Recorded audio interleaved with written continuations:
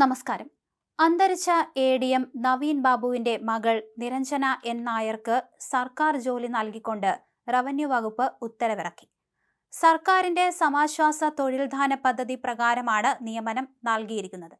ഭക്ഷ്യസുരക്ഷാ വകുപ്പിലാണ് നിരഞ്ജനയ്ക്ക് ജോലി നൽകാൻ തീരുമാനമായിരിക്കുന്നത്. 2024 ഒക്ടോബർ 15-നാണ് കണ്ണൂർ പള്ളിക്കുന്നിലെ ക്വാർട്ടേഴ്സിൽ നവീൻ ബാബുവിനെ മരിച്ച നിലയിൽ കണ്ടെത്തിയത്. കളക്ടറേറ്റിൽ നടന്ന യാത്രയറിയിപ്പ് ചടങ്ങിൽ അന്നത്തെ ജില്ലാ പഞ്ചായത്ത് പ്രസിഡന്റ് PP ദിവ്യ അദ്ദേഹത്തെ പരസ്യമായി അധിക്ഷേപിച്ചതിന് പിന്നാലെയായിരുന്നു മരണം. നവീൻ ബാബുവിന്റെ മരണവുമായി ബന്ധപ്പെട്ട കേസിൽ നിലവിൽ CBI അന്വേഷണം നടക്കുകയാണ്. ADM നവീൻ ബാബുവിന്റെ മരണം സംബന്ധിച്ച അന്വേഷണം CBIക്ക് വിട്ട് സംസ്ഥാന സർക്കാർ ഉത്തരവിറക്കുകയായിരുന്നു. മകൾ നിരഞ്ജനയ്ക്ക് ആശ്രിത നിയമനം നൽകാനും അന്ന് ഉത്തരവായിരുന്നു. നവീൻ ബാബുവിന്റെ കുടുംബത്തിന്റെ ആവശ്യം പരിഗണിച്ചാണ് സർക്കാർ തീരുമാനം. കേസിൽ നിലവിൽ സമർപ്പിച്ച കുറ്റപത്രം അനുസരിച്ച് CPM നേതാവും കണ്ണൂർ ജില്ലാ പഞ്ചായത്ത് മുൻ പ്രസിഡന്റുമായ PP ദിവ്യ മാത്രമാണ് പ്രതി. കേസ് CBIക്ക് വിടാനുള്ള നീക്കത്തെ അന്ന് CPM എതിർത്തിരുന്നു.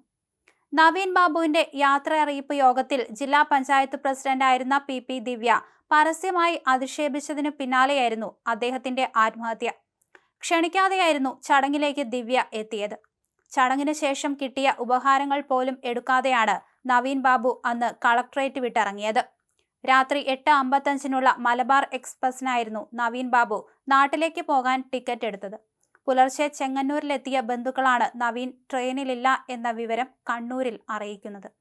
പള്ളിക്കുന്നിലെ താമസ സ്ഥലത്ത് ADMന്റെ ഡ്രൈവർ അന്വേഷിച്ചെത്തിയപ്പോഴാണ് നവീൻ ബാബുവിനെ മരിച്ച നിലയിൽ കണ്ടെത്തിയത്.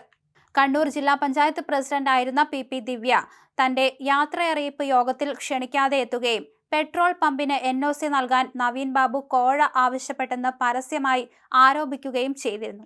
ഇതിന് പിന്നാലെയായിരുന്നു അദ്ദേഹത്തെ മരിച്ച നിലയിൽ കണ്ടെത്തിയത്. ഈ പരസ്യമായ അപമാനിക്കലും ആരോപണങ്ങളും ആത്മഹത്യയ്ക്ക് പ്രേരിപ്പിച്ചെന്ന് കാണിച്ച് പോലീസ് PP ദിവ്യയെ പ്രതിയാക്കി കേസെടുക്കുകയായിരുന്നു. അവർ അറസ്റ്റിലാവുകയും പിന്നീട് ജാമ്യം നേടുകയും ചെയ്തു. സംസ്ഥാന പോലീസിന്റെ അന്വേഷണത്തിൽ തൃപ്തിയില്ലാത്തതിനെ തുടർന്ന് കുടുംബത്തിന്റെ നിരന്തരമായ ആവശ്യപ്രകാരം നവീൻ ബാബുവിന്റെ മരണം സംബന്ധിച്ച അന്വേഷണം CBIക്ക് വിടാൻ സർക്കാർ തീരുമാനിക്കുകയായിരുന്നു. CBI അന്വേഷണത്തിന് പുറമെ അദ്ദേഹത്തിന്റെ മകൾക്ക് അനുകമ്പ അടിസ്ഥാനത്തിൽ ജോലി നൽകാനും മന്ത്രിസഭ തീരുമാനിക്കുകയായിരുന്നു.